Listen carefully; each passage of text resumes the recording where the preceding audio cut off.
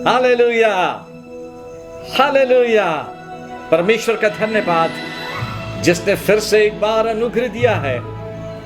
हम आज रविवार की आराधना में मिलकर परमेश्वर की आराधना करें, प्रार्थना करें, उसके वचन पर मनन करें और मिलकर उसको धन्यवाद का बलिदान चढ़ाएं। बाइबल में लिखा है, यह की स्तुति करो क्योंकि अपने परमेश्वर का भजन गाना अच्छा है, क्योंकि ये मन भावना है, उसकी स्तुति करनी मन भावनी है। वाह! परमेश्वर का भजन गाना अच्छा है, यह मन भावना है, उसकी स्तुति करना मन भावना है। परमेश्वर को धन्यवाद, फिर से अनुग्रह मिला है। हम सब मिलकर आनंद से, आत्मा और सच्चाई से अपने प्रभु की स्तुति, तारीफ और प्रशंसा करेंगे। उसके लिए गीतों को गाकर अपने दिल का धन्यवाद का बखान करेंगे। आइए प्रार्थना के साथ शुरू करें। प्रभु यीशु, आपको धन्यवाद, फिर से एक रविवार आपने दिया है ताकि हम आपके लोग अपने घर घर से ही सही, लेकिन आपकी स्तुति और आराधना कर सकें। आपको धन्यवाद, आपको धन्यवाद, आपको धन्यवाद इस बड़े अनुग्रह के लिए। एक एक परिवार पे आपका अनुग्रह हो, आपकी उपस्थिति की भरपूरी हो प्रभु यीशु, ताकि आपके लोग आत्मा और सच्चाई से आराधना करें, आपके वचन से आशीषित हों और सिर्फ आप महिमा पाएं, सिर्फ आप महिमा पाएं। आपको धन्यवाद यीशु मसीह के नाम से, आमीन। प्रभु को धन्यवाद। आज फिर से हम आराधना के बाद प्रार्थना में जाएंगे। यदि आपने अपने भेंटों को निकाल के रखा है तो मेहरबानी से अपने हाथों पे रखें और हम प्रार्थना करेंगे, प्रभु का अनुग्रह मांगेंगे, ताकि आपके परिवार में प्रभु की उपस्थिति हो, जो आपके लिए प्रोविजन बनेगी। आइए आज फिर से ब्रदर जैक के साथ परमेश्वर की स्तुति और आराधना करें। प्रभु यीशु मसीह के पवित्र नाम में आज की इस रविवारी आराधना में एक बार फिर से आप सबों का हार्दिक स्वागत। परमेश्वर को धन्यवाद, परमेश्वर के उस बड़े अनुग्रह के लिए जिसमें आज की सुबह एक बार फिर से हम सब प्रभु की आराधना करने के लिए अपने अपने स्थानों पर इकट्ठे हुए हैं। परमेश्वर का वचन कहता है, भजन संहिता उसका 67वां अध्याय और उसकी पहली पद से लेकर 7वीं पद तक, परमेश्वर हम पर अनुग्रह करे और हमको आशीष दे, वह हम पर अपने मुख का प्रकाश चमकाए, जिससे तेरी गति पृथ्वी पर और तेरा किया हुआ उद्धार सारी जातियों में जाना जाए। हे परमेश्वर, देश देश के लोग तेरा धन्यवाद करें, देश देश के सब लोग तेरा धन्यवाद करें, राज्य राज्य के लोग आनंद करें और जय जयकार करें, क्योंकि तू देश देश के लोगों का न्याय धर्म से करेगा और पृथ्वी के राज्य राज्य के लोगों की अगुवाई करेगा। हे परमेश्वर, देश देश के लोग तेरा धन्यवाद करें, देश देश के सब लोग तेरा धन्यवाद करें। भूमि ने अपनी उपज दी है, परमेश्वर जो हमारा परमेश्वर है उसने हमें आशीष दी है। परमेश्वर हमको आशीष देगा और पृथ्वी के दूर दूर देशों के सब लोग उसका भय मानेंगे। परमेश्वर का वचन आज की सुबह हमसे कहता है, देश देश के सब लोग तेरा धन्यवाद करें। किस बात के लिए? किस बात के लिए परमेश्वर पिता का धन्यवाद करें? आज की सुबह प्यारों, हमें धन्यवाद देना है क्योंकि हमारा प्रभु यीशु मसीह बहुत जल्द आने वाला है। आइए अपने उस प्रभु यीशु मसीह के लिए, उसके दूसरे आगमन के लिए हम अपने आप को तैयार करें इस गीत के द्वारा।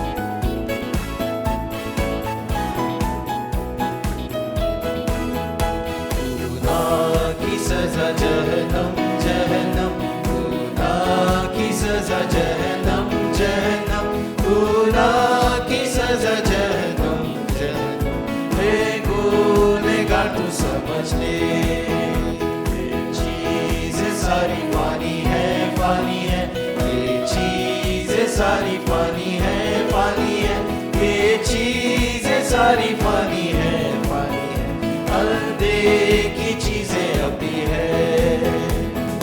यीशु राजा आएगा, बहुत जल्दी आएगा, आसमान पर ले जाने को हमको। हालेलुया। यीशु राजा आएगा, बहुत जल्दी आएगा, आसमान पर ले जाने को हमको। यीशु राजा आएगा, बहुत जल्दी आएगा, आसमान पर ले जाने को हमको। अब छोड़ दुनिया के सुखों को, अब छोड़ दुनिया के सुखों को, अब छोड़ दुनिया के सुखों को, कि उसकी खुशी पानी है। होगी तमाम जब जिंदगी, होगी तमाम जब जिंदगी, होगी तमाम जब जिंदगी, कोई घोड़ी साथ बचाएगी। यीशु राजा आएगा, बहुत जल्दी आएगा, आसमान पर ले जाने को हमको। हालेलुया। यीशु राजा आएगा, बहुत जल्दी आएगा, आसमान पर ले जाने को हमको। यीशु राजा आएगा, बहुत जल्दी आएगा, आसमान पर ले जाने को हमको।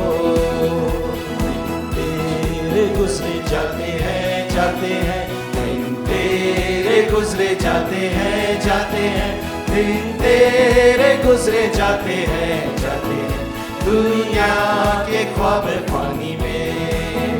बेशतर खुदा के गजब से, बेशतर खुदा के गजब से, बेशतर खुदा के गजब से, तू आ कदमों पर यीशु के।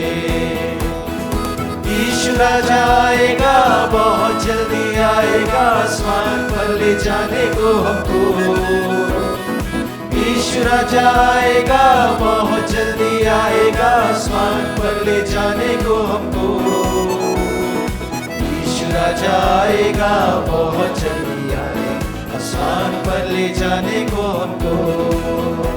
यीशु के खून के चश्मे को, यीशु के खून के चश्मे को, यीशु के खून के चश्मे को, देख बैठा कलवरी से।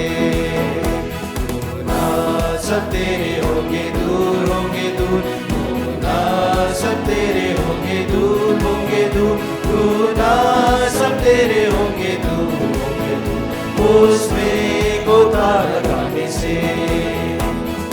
यीशु राजा आएगा, बहुत जल्दी आएगा, आसमान पर ले जाने को हमको।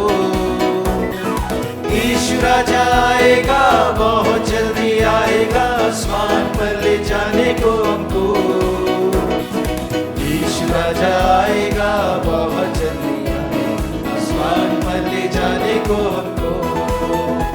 मैं तो था बहुत गुनहगार, मैं तो था बहुत गुनहगार, मैं तो था बहुत गुनहगार। यीशु ने किया मुझको साफ, क्यों नहीं आता उसके पास, क्यों नहीं आता उसके पास, क्यों नहीं आता उसके पास, ताकि तू भी हो बिल्कुल पास। यीशु राजा आएगा, बहुत जल्दी आएगा, आसमान पर ले जाने को हमको। यीशु राजा आएगा, बहुत जल्दी आएगा, आसमान पर ले जाने को हमको। यीशु राजा आएगा, बहुत जल्दी आएगा, आसमान पर ले जाने को हमको। वो प्रभु यीशु बहुत जल्द आने वाला मेरे प्यारों, हमें आसमान पर ले जाने के लिए। और अभी हमने गाया, क्यों नहीं आता उसके पास। मेरे प्यारों, उस यीशु के पास आने से जीवन का सब कुछ बदल जाता है। यीशु में सब कुछ नया हो जाता है। आइए प्यारों, आज की सुबह उस यीशु के पास में आए, जिसके करीब आने से मेरी जिंदगी बदल गई, जिसके करीब आने से आपकी जिंदगी बदल गई। आइए उस यीशु के करीब चले हम।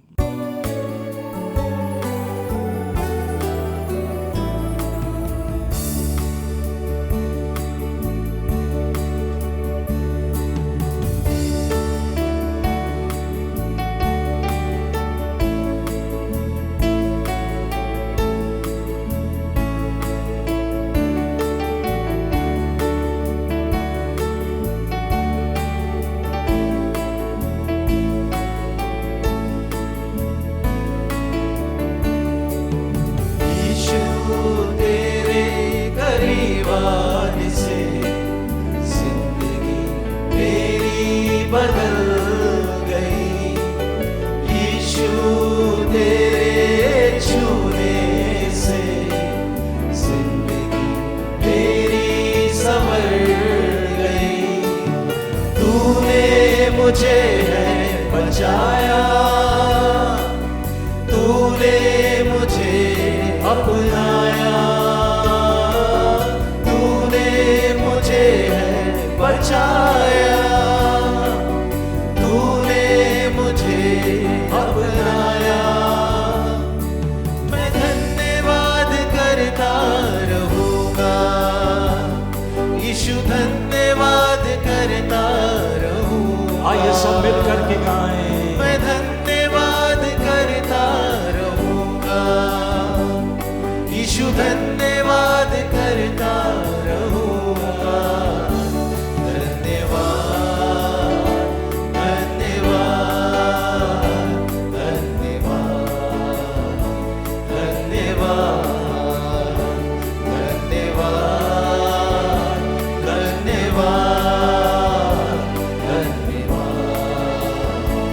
धन्यवाद।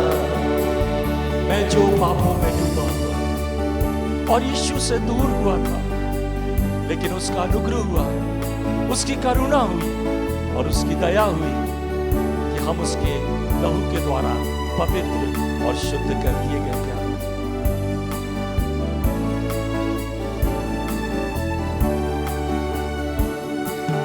मैं जो पापों में डूबा हुआ था और जो तुझसे दूर हुआ था, मैं जो पापों में डूबा हुआ था और जो तुझसे दूर हुआ था, तूने मुझे है छुड़ाया, अपनी राह पर चलाया, तूने मुझे है छुड़ाया, अपनी राह पर चलाया। मैं धन्यवाद करता रहूंगा, यीशु धन्यवाद करता रहूंगा। आइए सब मिलकर गाएं। मैं धन्यवाद करता रहूंगा, यीशु धन्यवाद करता रहूंगा। आइए अपने हाथों को उठा करके धन्यवाद, धन्यवाद, धन्यवाद,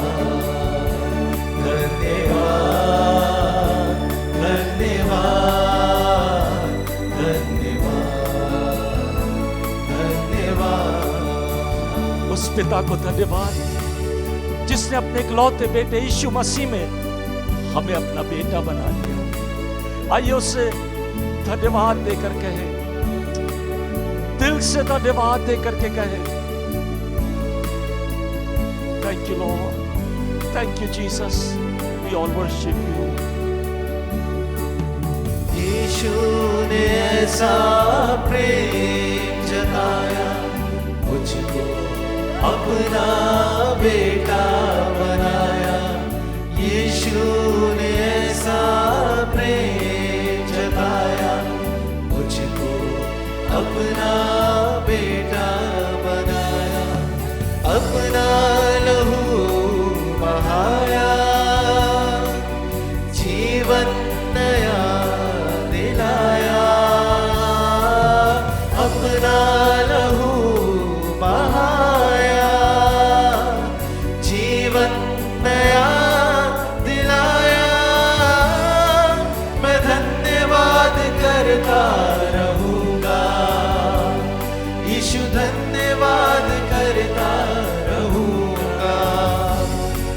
मैं धन्यवाद करता रहूंगा, यीशु धन्यवाद करता रहूंगा। आइए अपने हाथों को उठा कर धन्यवाद, धन्यवाद, धन्यवाद, धन्यवाद, धन्यवाद,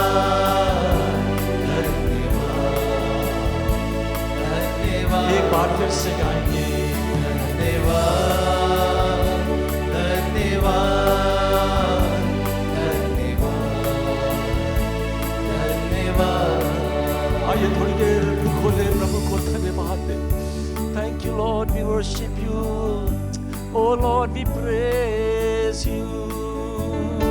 यीशु, आप सच में कितने अच्छे प्रभु हैं, आप सच में कितने भले प्रभु यीशु मसीह कि आपने हमें अपने लहू से खरीद लिया है, और चूंकि आपने हमारे लिए कीमत चुकाई है, इसलिए आज आप उस सारी स्तुति, प्रशंसा और महिमा के योग्य हैं। आज हमारी आत्मा, प्राण और देह पुकार कर आपसे कहना चाहती है, आप पवित्र हैं, आप पवित्र हैं और आप पवित्र हैं यीशु।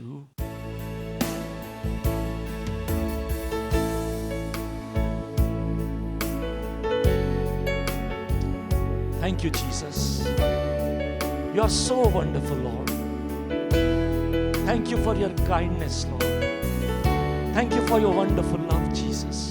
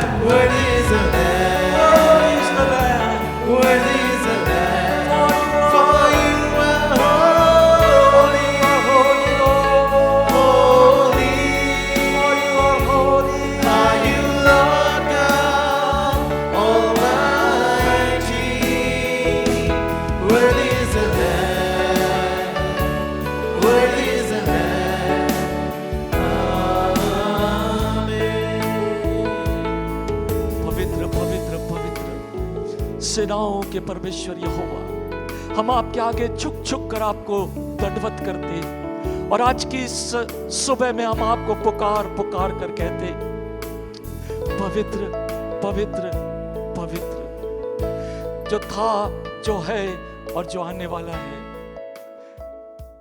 सारी आराधना सिर्फ और सिर्फ आपको, यीशु के नाम से, आमीन। आइए हम भेंट के लिए प्रार्थना करेंगे। प्रभु यीशु, धन्यवाद आपके लोगों ने आपके राज्य के लिए आपके भंडार में भेंट लाए हैं। यीशु मसीह में ग्रहण करें। हर एक जन प्रभु यीशु आप में आशीषित होए, आशीषित होए। आप दया करें और आशीष दें, यीशु मसीह के नाम से, आमीन। आइए हम परमेश्वर के वचन में चलें और जो बात प्रभु ने दिया है उसके ऊपर हम मनन करेंगे।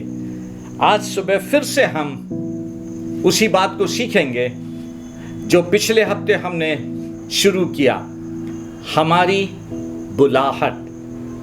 हमने 3 बातें परमेश्वर के वचन से इस विषय पर सुना और सीखा। बाइबल हमको बताती है, पहला कुरिन्थियों उसके 26वें अध्याय में, हे भाइयों अपने बुलाए जाने को तो सोचो। फिर उसके बाद हमने देखा इस बुलाहट में रोमियो की उस आयत को, पहला अध्याय 6वीं आयत में लिखा है, जिनमें से तुम भी यीशु मसीह के होने के लिए बुलाए गए हो। हम यीशु मसीह के होने के लिए बुलाए गए हैं। तो हमको अपनी बुलाहट को समझना है और फिर अपनी बुलाहट में खड़े रहना है, बने रहना है। ठीक है, ध्यान से हमको अपनी बुलाहट को समझना है, फिर उसमें खड़े होना है और उसमें बने रहना है।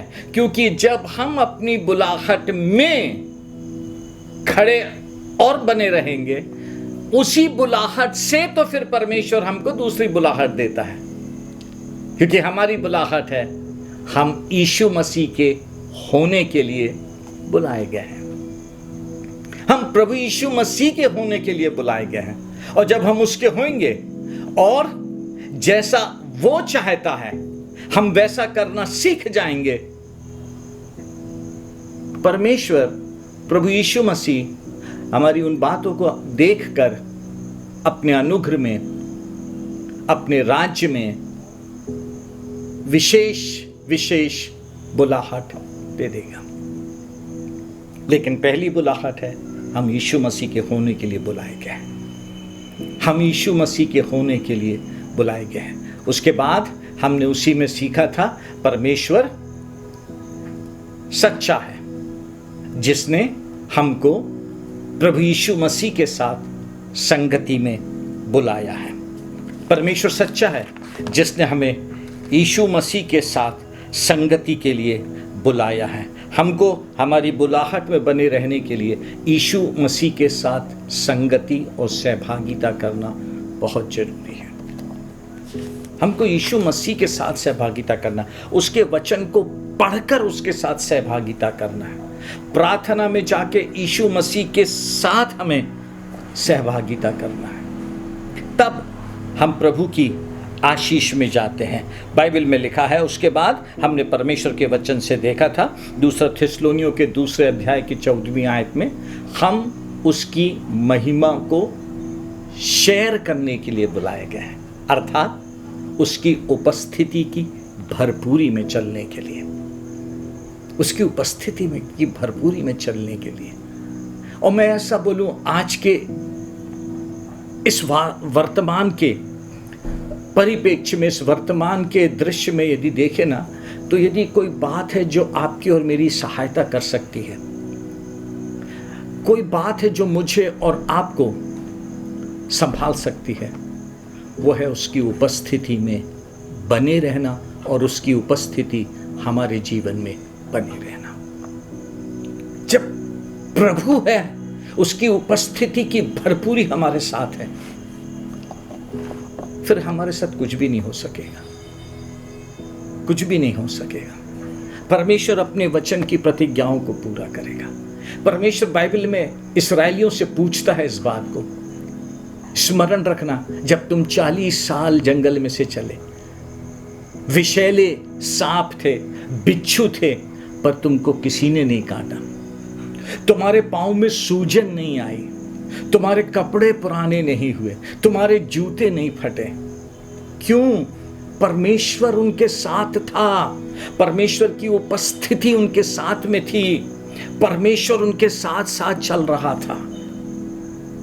और आज भी हमको वही जरूरत है, हमारे जीवन में परमेश्वर की उपस्थिति निरंतर बनी रहे। Hallelujah, hallelujah.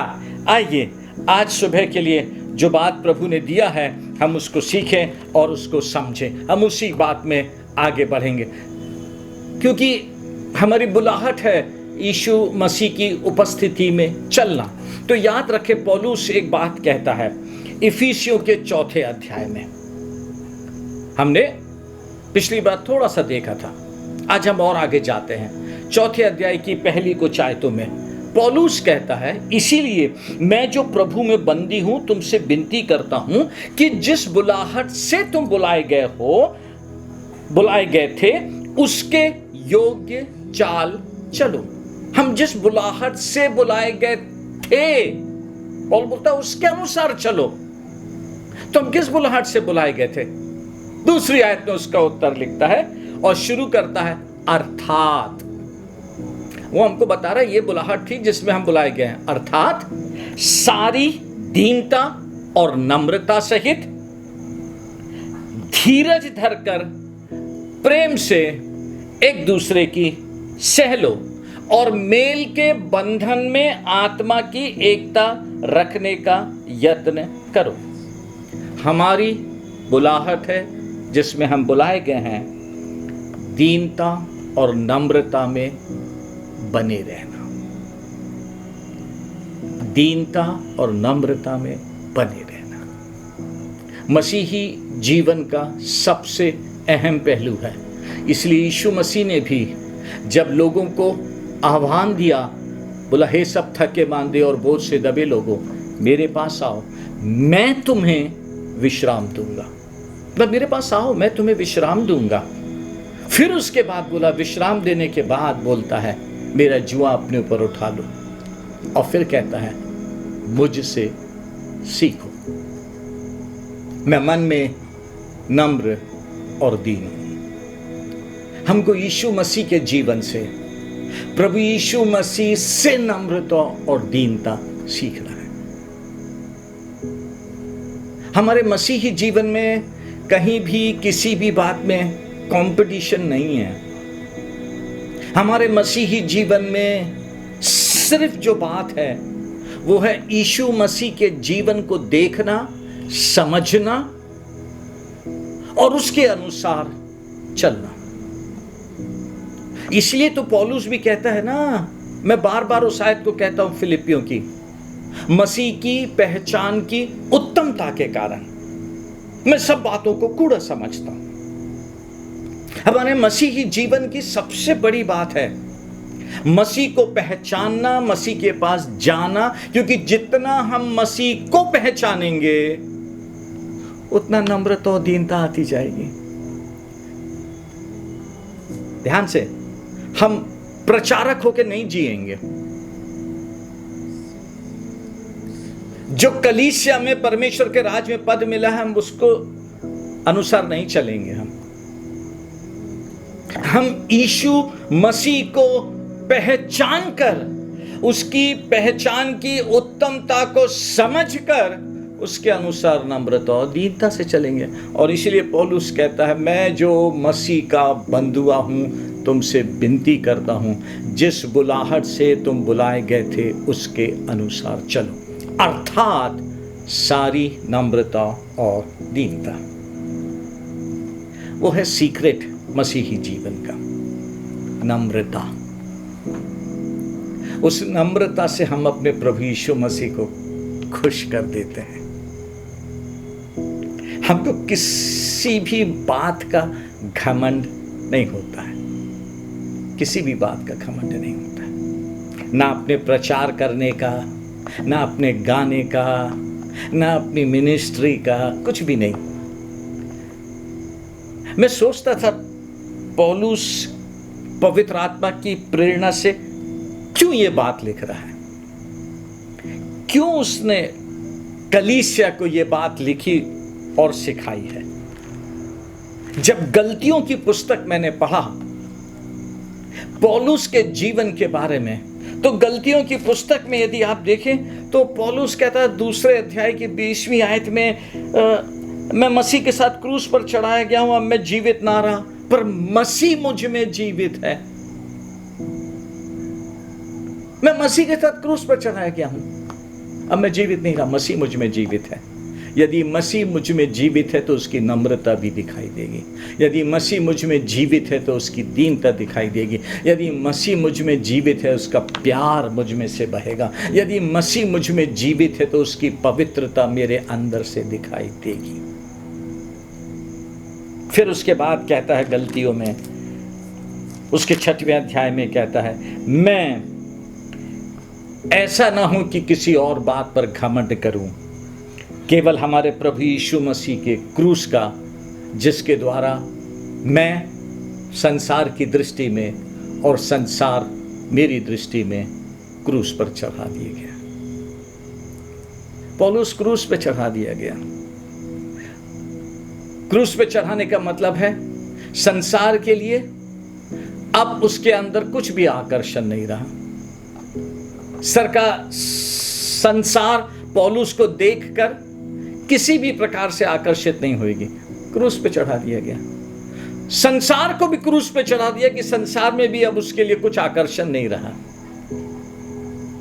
इसलिए तो बोलता है, मैं जो मसीह का बंधुआ हूं तुमसे विनती करता हूं, जिस बुलाहट से तुम बुलाए गए थे उसके योग्य चाल चलो, अर्थात सारी नम्रता और दीनता।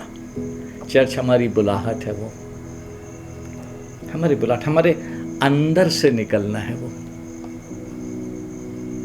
हमारे अंदर से वो नम्रता और वो दीनता निकलना है। चलिए और आगे चलते हैं हमारी बुलाहट में। परमेश्वर के वचन से आज हम सुबह सीखेंगे, क्योंकि आप देखें यदि परमेश्वर का वचन, तो बाइबल हमको बहुत सारे उदाहरण देती है ना। एक उदाहरण जिसके लिए परमेश्वर गवाही देता है और कहता है गिनती के 12वें अध्याय में, मूसा के लिए पृथ्वी भर में सब लोगों में सबसे नम्र स्वभाव का। तो मैं जब मूसा के जीवन को देखता हूं और उसके जीवन को देखकर समझने की कोशिश करता हूं कि मूसा की बुलाहट क्या थी। उसने, परमेश्वर ने जब उसको आवाज दे के बुलाया, वो जलती हुई झाड़ी के पास गया देखने के लिए क्या है, तो परमेश्वर ने उससे कहा, मूसा यहां मत आ, ये पवित्र जगह है। तो उस बुलाहट में मूसा ने क्या समझा और उस बुलाहट के समझने के बाद क्या उसने समर्पण किया। यदि आप ध्यान से मूसा के जीवन को देखें, हम यदि बोले तो एक फर्स्ट आंसर होएगा, अरे मूसा की बुलाहट डिलीवरर था, छुटकारा देने वाला था। वो तो उसको एक काम सौंपा गया था, मैं तुझे भेजता हूं क्योंकि मैंने इस्राएलियों की दुहाई सुनी है और अब समय आया है उनको छुड़ाने का। बाइबल हमको उसके बारे में बहुत सारी चीजें बताती हैं। मूसा नम्र था, मूसा मध्यस्थ था, परमेश्वर के बीच में और इस्राएलियों के बीच में खड़ा हो गया। बोला, परमेश्वर इनको नहीं मारना, आप इनको नहीं दे सजा, नहीं तो मेरा नाम जीवन की पुस्तक से अलग कर दे। मध्यस्थ था वो।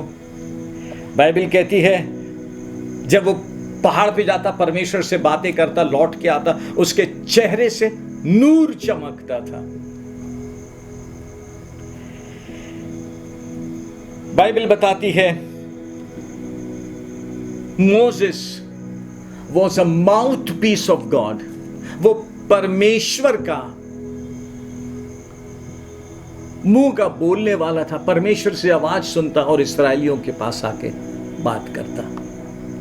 लेकिन उसके बाद भी जब मैंने उसके जीवन को देखा, उसकी बुलाहट सिर्फ इतनी नहीं थी, लेकिन मूसा ने समझा उसकी बुलाहट क्या है।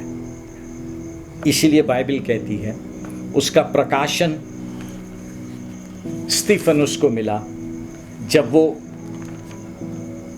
लोगों के सामने खड़े होकर बात कर रहा था प्रेरितों के काम, और उसके 7वें अध्याय में तब वो लोगों के सामने खड़े होकर 37वीं आयत में कहता है, यह वही मूसा है जिसने इस्राएलियों से कहा, परमेश्वर तुम्हारे भाइयों में से तुम्हारे लिए मुझ सा एक भविष्यद्वक्ता उठाएगा।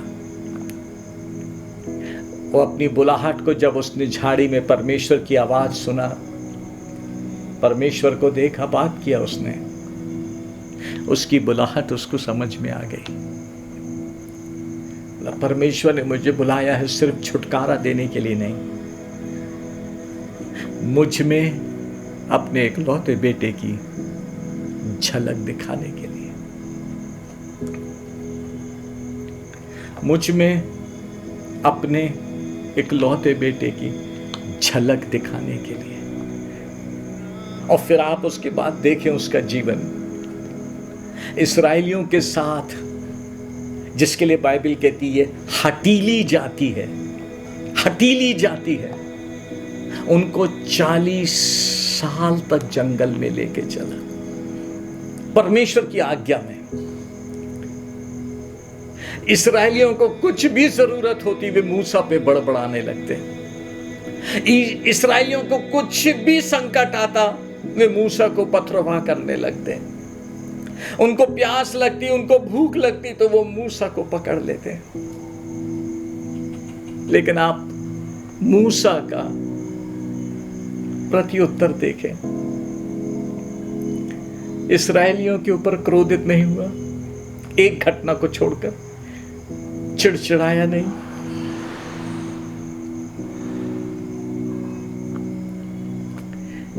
लेकिन एक ही बात बोला, परमेश्वर तुम्हारे भाइयों में से तुम्हारे लिए मुझ सा एक नबी उठाएगा। यीशु मसीह की झलक हमारी बुलाहट है वो चर्च।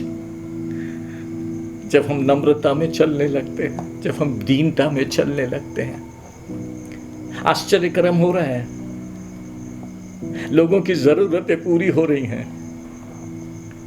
लेकिन उन सब के बीच में उसको ध्यान था, मेरे परमेश्वर ने मुझको बुलाया है अपने एक लौते बेटे की झलक दिखाने के लिए।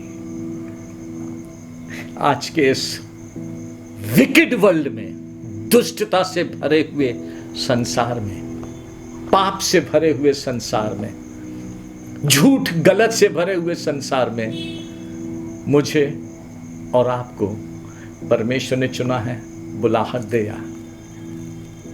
हम यीशु मसीह के होने के लिए बुलाए गए हैं, संगति के लिए, उसकी महिमा शेयर करने के लिए, ताकि आपके और मेरे जीवन में से लोग यीशु मसीह की झलक देखें, लोग यीशु मसीह की झलक देखें। What a privilege it is. क्या अद्भुत सौभाग्य है चर्च। दुनिया में हम रिकॉग्नाइज्ड होने के लिए नहीं है, कोई हमको रिकॉग्नाइज नहीं करेगा, कोई हमको नहीं पूछेगा, लेकिन पिता ने प्यार किया, अपने एक लौते बेटे की कीमत में क्षमा करके अपना बनाया, और धीरे धीरे प्रक्रिया में ले जाके उस जगह ला रहा है जहां प्रभु यीशु मसीह की झलक हम में से दिखाई दे। आमीन, हालेलुया, हालेलुया। एक आयत आपके लिए पढ़ना चाहता हूँ, ध्यान से देखें, सुने। बाइबल कहती है रोमियो के 8वें अध्याय में उसकी 29वीं आयत में लिखा है, क्योंकि जिन्हें उसने पहले से जान लिया उन्हें पहले से ठहराया भी कि उसके पुत्र के स्वरूप में हों, ताकि वह बहुत भाइयों में पहलौठा ठहरे। फिर जिन्हें उसने पहले से ठहराया उन्हें बुलाया भी, और जिन्हें बुलाया उन्हें धर्मी भी ठहराया, और जिन्हें धर्मी ठहराया उन्हें महिमा भी दी। वो है बाइबल कहती है, जिन्हें उसने पहले से जान लिया। आपको यीशु मसीह ने पहले से जान लिया, परमेश्वर ने जान लिया। बाइबल कहती है उन्हें पहले से ठहराया भी, काहे के लिए? कि उसके पुत्र के स्वरूप में हूं, ताकि वो बहुत भाइयों में पहला उठा ठहरे। सिर्फ पास्टर होना नहीं है चर्च, सिर्फ प्रॉफिट होना ही नहीं है। अल्टीमेट कॉल जो है यीशु मसीह के स्वरूप में होना, यीशु मसीह के स्वरूप में होना। कमजोरियां हैं, सब है, लेकिन उसके बाद भी परमेश्वर के वचन की बातों को समझ के जो समर्पण है, उस समर्पण में परमेश्वर हमको प्रक्रिया में ले चलता है, प्रक्रिया में ले चलता है, और धीरे धीरे धीरे धीरे अपने पुत्र के स्वरूप को हमारे अंदर देना शुरू करता है, हमारे अंदर से दिखाना शुरू करता है। Hallelujah, hallelujah. आगे चले। बाइबल हमको बताती है सिर्फ मूसा के बारे में ही नहीं, इब्राहिम, परमेश्वर ने बुलाया था उसको। उसकी बुलाहट सिर्फ विश्वासियों का पिता होने के लिए नहीं थी, उसकी बुलाहट सिर्फ फेथफुल इब्राहिम बनने के लिए नहीं थी। लेकिन यदि आप इब्राहिम के जीवन को भी देखें, उसके उस 25 साल के जीवन को, जब तक इज़ाक नहीं आया था, पहले 25 साल के जीवन को उसकी बुलाहट से लेकर, तो बाइबल हमको बताती है उत्पत्ति 21 उसकी 22वीं आयत में, उत्पत्ति उसका 23 और 6वीं आयत में, जहां इब्राहिम रहता था वहां के बाशिंदों ने जब इब्राहिम से बात किया तो बाइबल कहती है उन लोगों ने इब्राहिम से कहा, you are like a prince of God among us. तू हमारे बीच में परमेश्वर का चेहरा सा ठहरा है। लोगों ने उसके अंदर परमेश्वर को देखा और बोला, तेरे संग परमेश्वर रहता है, जो कुछ तू करता है वो सब सफल होता है। जो लोग परमेश्वर को जानने लगते हैं उन लोग परमेश्वर के लिए समर्पित हो जाते हैं, और वो समर्पण उनके अंदर से परमेश्वर को दिखाने लगता है। आप समझ रहे हैं बात? जब ये समझ हमारे अंदर आ जाती है, जब ये समझ हमारे अंदर आ जाती है, तब हमारा मसीही जीवन बिल्कुल डिफरेंट हो जाता है। तब हमारा मसीही जीवन बिल्कुल अलग हो जाता है। हम अलग सोच में अलग प्रकार से जीना शुरू करते हैं। और आगे चले, बाइबल बताती है रोमन्स 1:7, रोमियो पहला अध्याय उसकी 7वीं आयत में लिखा है हमारी बुलाहट के लिए, उन सब के नाम जो रोम में परमेश्वर के प्यारे हैं और पवित्र होने के लिए बुलाए गए हैं। We are called to be holy. हम पवित्र होने के लिए बुलाए गए हैं। जब हम यीशु मसीह पर विश्वास करते हैं तब हमको उद्धार मिलता है, पापों की क्षमा मिलती है, हमें छुटकारा मिलता है, हमें जीवन मिलता है। लेकिन इन सब के साथ परमेश्वर अपनी दया में हमें एक प्रक्रिया में ले आता है, और उस प्रक्रिया का नाम पौल रोम की कलीसिया को लिख के बोलता है, तुम पवित्र होने के लिए बुलाए गए हो। वो एक प्रक्रिया है जिसमें परमेश्वर ले आता है। हमारी बुलाहट है, हम पवित्र होने के लिए बुलाए गए हैं। कल तक एक आदत थी, लेकिन जैसे जैसे हम प्रभु को समझते गए, प्रभु को जानते गए, परमेश्वर हमको उस आदत से छुटकारा दे के अपने स्वरूप में बनाता गया, अपने स्वरूप में ढालता गया। हमको प्रक्रिया में ले आया है परमेश्वर ने, और ये प्रक्रिया हमारे जीवन में कैसे होती है, किस प्रकार से परमेश्वर उसको पूरा करता है। जब यीशु मसीह इस दुनिया में था, अपने चेलों से बोला ना उसने, तुम तो उस वचन के कारण जो मैंने तुमसे कहा है शुद्ध हो। परमेश्वर का ये वचन है जो हम पढ़ते हैं, पढ़ के समझते हैं, और फिर जैसा लिखा हुआ है, तेरे वचन के खुलने से प्रकाश होता है। जब पढ़ते हैं, पवित्र आत्मा खोलता है, हमको प्रकाश मिलता है, और फिर हम उस प्रकाश में चलना शुरू करते हैं, समझना शुरू करते हैं हम कि जो ये बात है ये परमेश्वर को पसंद नहीं है, ये जो चीज़ है, ये हमारा जो व्यवहार है, ये परमेश्वर को पसंद नहीं है।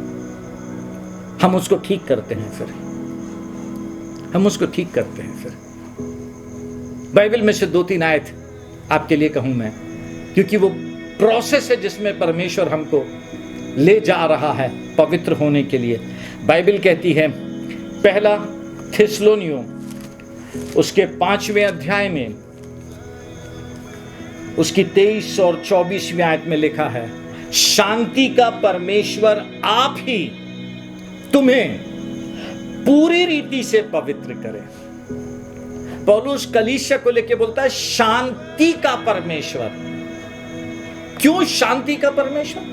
क्योंकि जब हमारे अंदर परमेश्वर काम करता है ना, जो हमारे अंदर चीजें हैं, इच्छाएं हैं, डिजायर्स है, जब उनको कट करता है ना, तो बेचैनी आ जाती है, रिबेल आ जाता है, विद्रोह आ जाता है हमारे अंदर। हम पसंद नहीं करते हैं, हमको अच्छा नहीं लगता है जब परमेश्वर हमारे अंदर दुनिया की चीजों को कट करने लगता है। जैसे पौलुस रोमियो में लिखता है, इस संसार के सादृश्य ना बनो, परंतु तुम्हारी बुद्धि के नए हो जाने से तुम्हारा चाल चलन भी बदलता जाए। कैसे बदलेगा?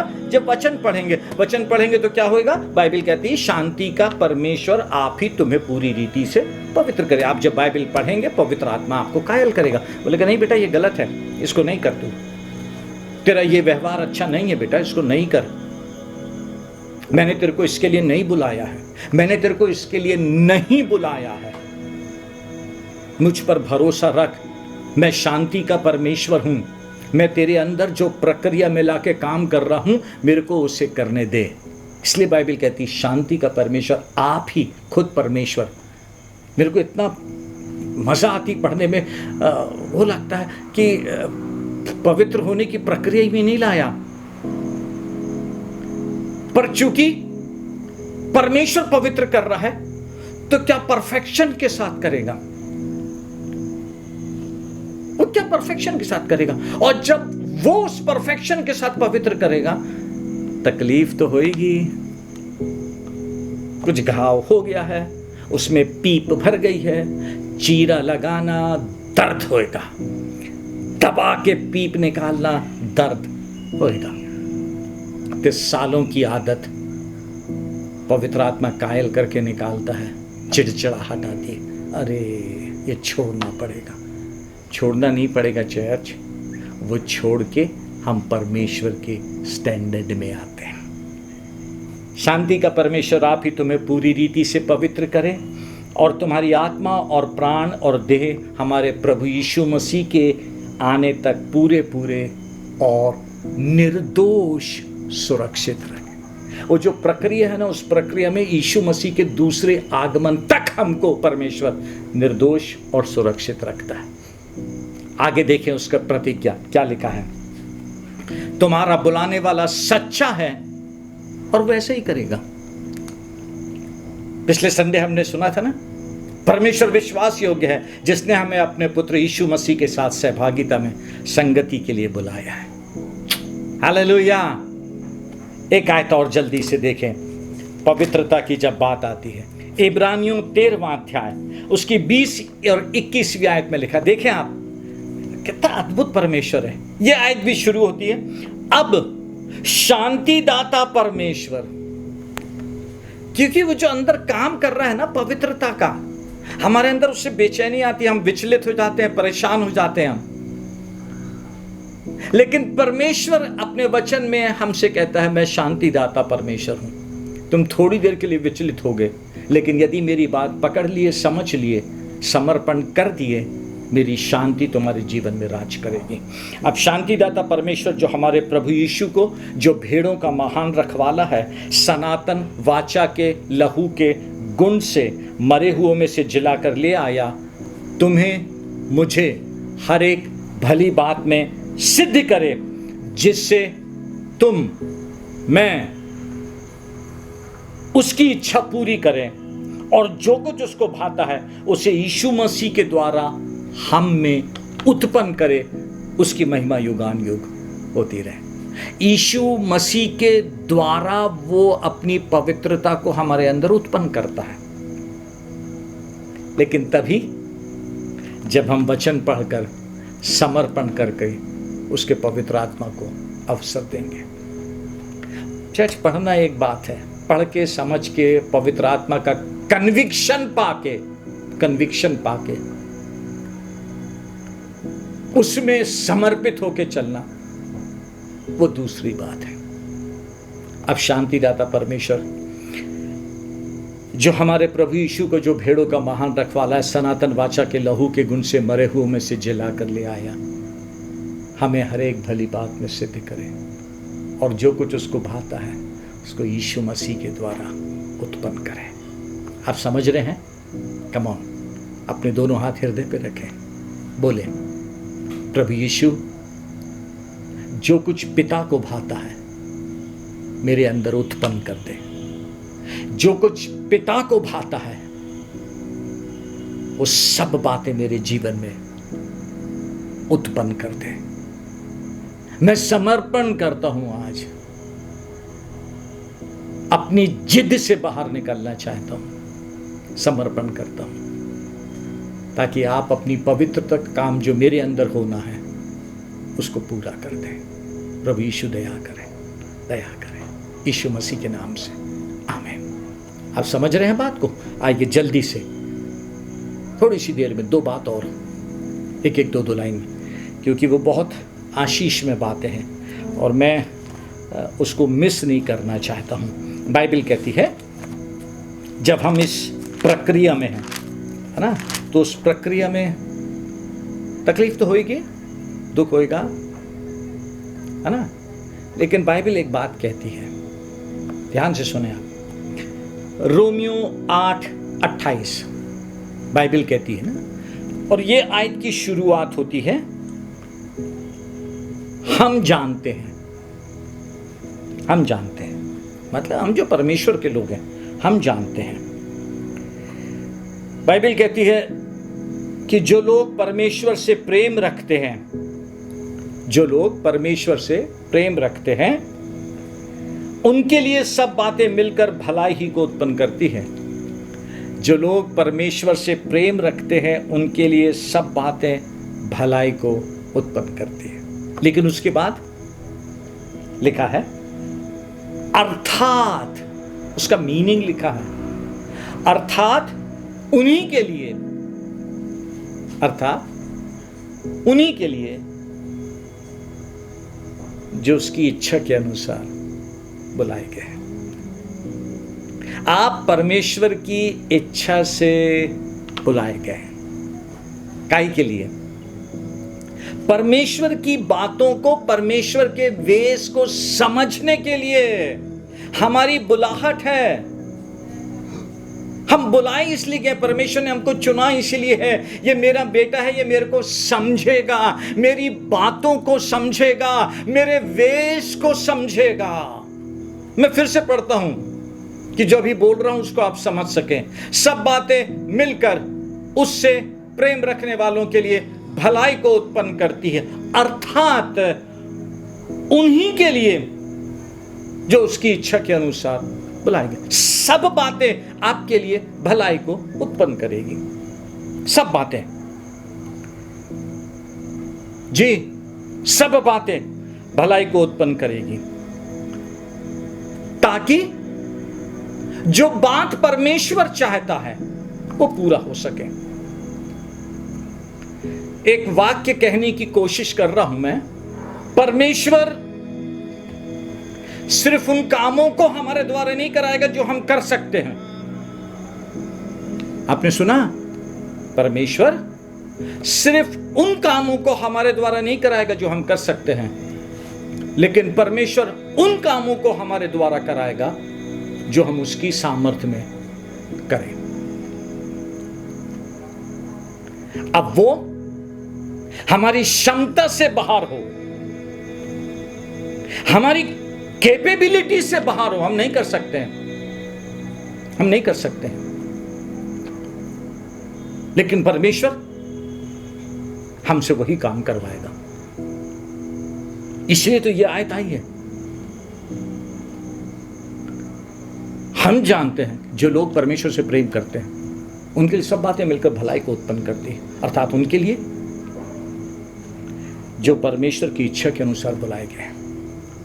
एक कहानी मेरे पास आई थी, मैं उसको पढ़ रहा था, छोटी सी है, जल्दी से खत्म करता हूं। एक परिवार था जिसमें एक बेटे का जन्म हुआ। वो बेटा दोनों पांव से पंगु हो गया, उसके दोनों पांव चले गए, चल नहीं सकता था वो। उसके माता पिता पूरी तौर से उसकी सेवा करते, लेकिन उसको मसीह की शिक्षा दिया, उन्होंने मसीह की शिक्षा दिया। और जब मसीह की शिक्षा दिया, उस बच्चे को यीशु मसीह मिल गया, उद्धार मिल गया। वो यीशु मसीह से प्यार करने लगा, या मैं ऐसा बोलूं उसकी उस बात के कारण यीशु मसीह ने उसको अपने प्यार से भर दिया। उस लड़के की इतनी इच्छा होती थी कि जैसे यीशु मसीह का प्यार मुझको मिल गया है, मैं दूसरों को भी बांटूं। जैसे मैंने यीशु मसीह को पहचान लिया है, किसी तरह मैं दूसरों को यीशु मसीह के बारे में बता सकूं। पर बेचारा पैर से चल नहीं सकता। उन लोग 12वीं मंजिल में रहते थे। अब क्या करे वो? तब उसने लिखना पढ़ना सीख लिया था।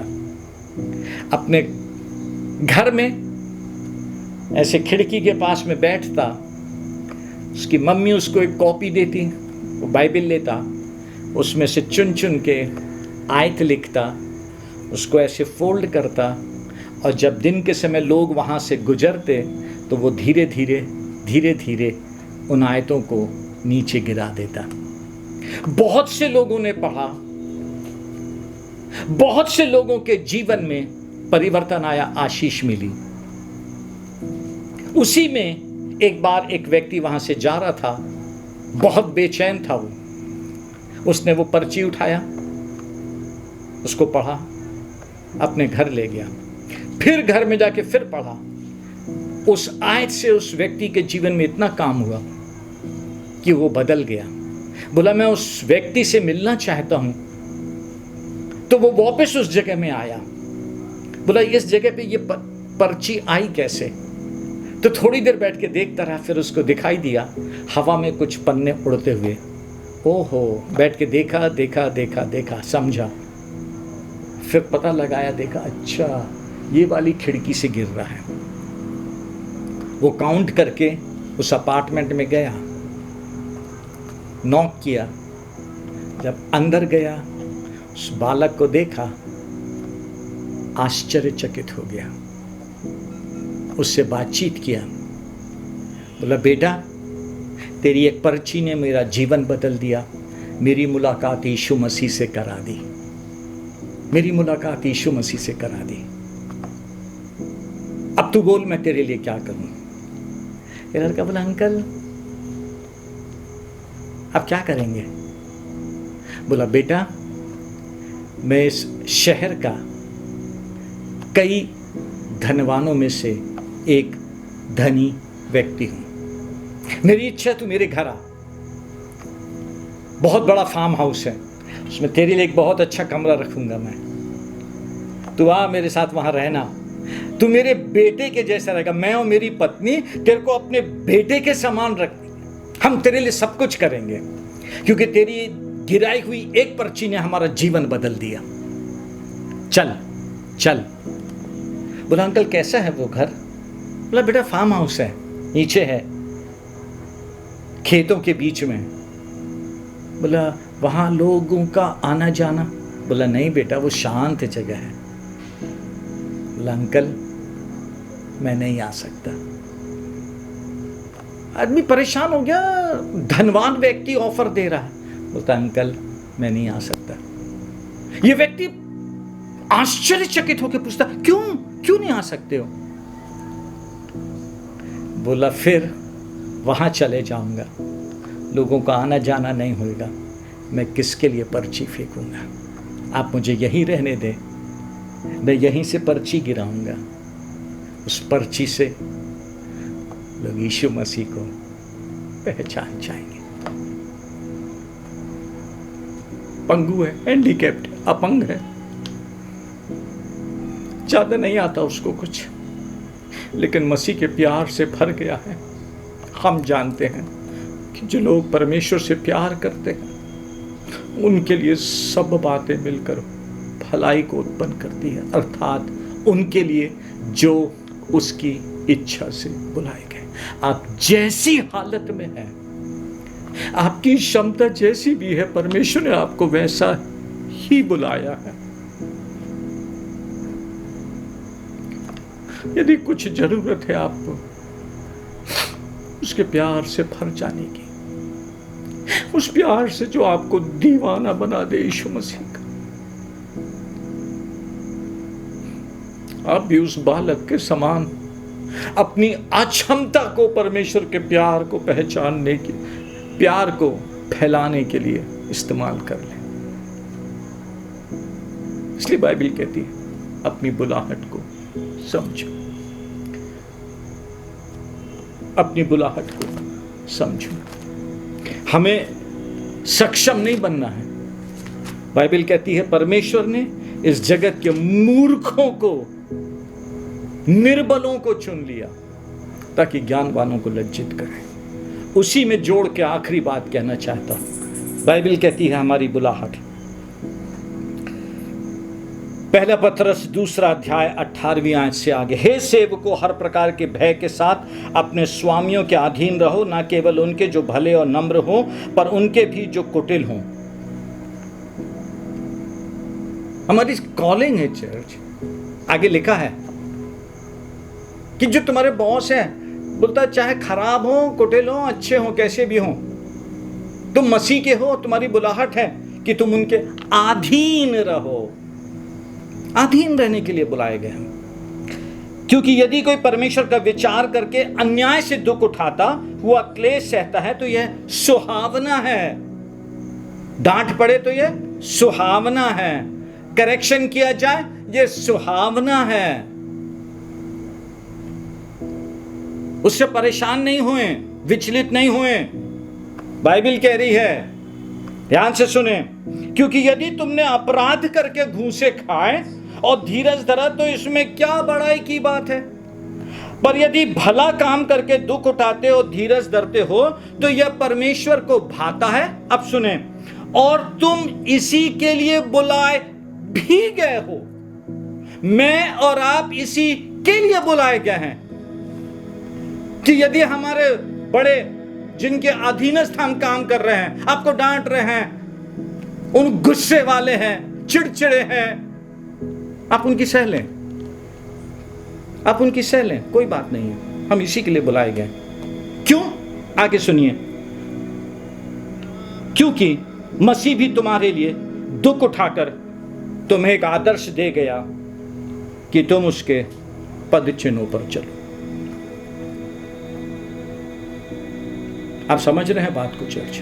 हमारी बुलाहट है ये, हमारे अंदर से मसीह दिखाई दे, सब कुछ प्रभु यीशु मसीह और उसके अलावा कुछ भी नहीं। फिर से वही आयत पढ़ता हूं, हम जानते हैं कि जो लोग परमेश्वर से प्रेम रखते हैं उनके लिए सब बातें मिलकर भलाई को उत्पन्न करती हैं, अर्थात उनके लिए जो उसकी इच्छा के अनुसार बुलाए गए हैं। आप परमेश्वर की इच्छा से बुलाए गए हैं। पौलुस हर पत्री में बोलता है, मैं परमेश्वर की इच्छा से बुलाया गया हूँ, प्रेरित बनाया गया हूँ। आप और मैं परमेश्वर की इच्छा से यीशु मसीह का होने के लिए बुलाए गए हैं। आप और मैं परमेश्वर की इच्छा से यीशु मसीह के साथ संगति के लिए बुलाए गए हैं। आप और मैं यीशु मसीह में परमेश्वर की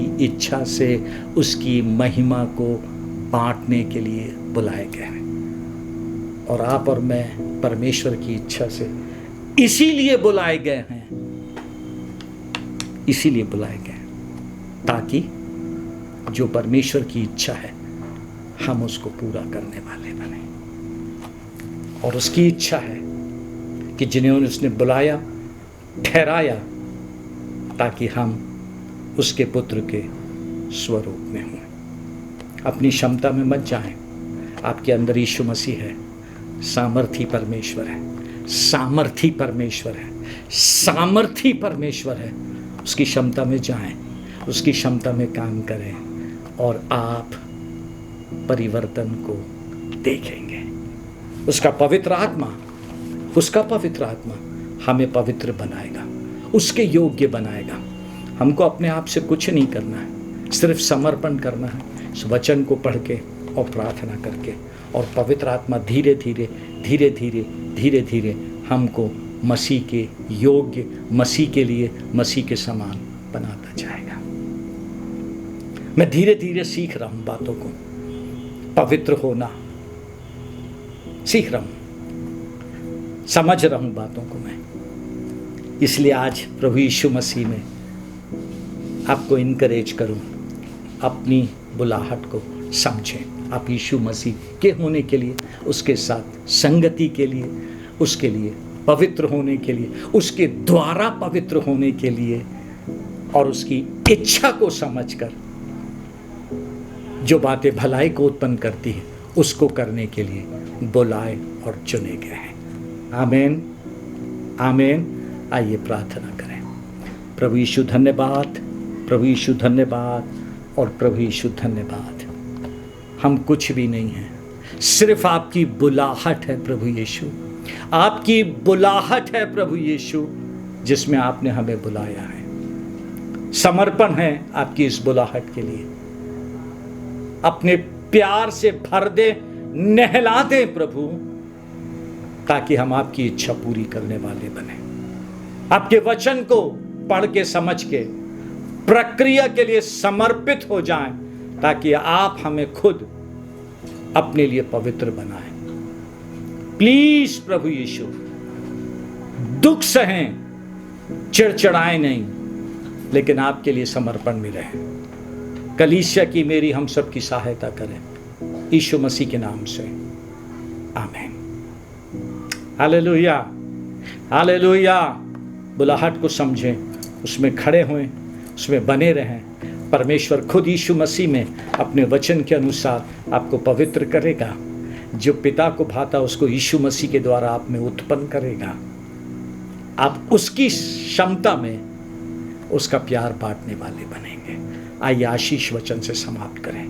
प्रभु यीशु मसीह का अनुग्रह, परमेश्वर पिता का प्रेम, पवित्र आत्मा की अटूट संगति और सहभागिता, प्रभु के इस वचन को हम सबके जीवन में पूरा करने के लिए हमारे साथ, कलीसिया के साथ, विश्वव्यापी कलीसिया के साथ अब से लेकर सदा तक बनी रहे। आमीन। Thank you and God bless you.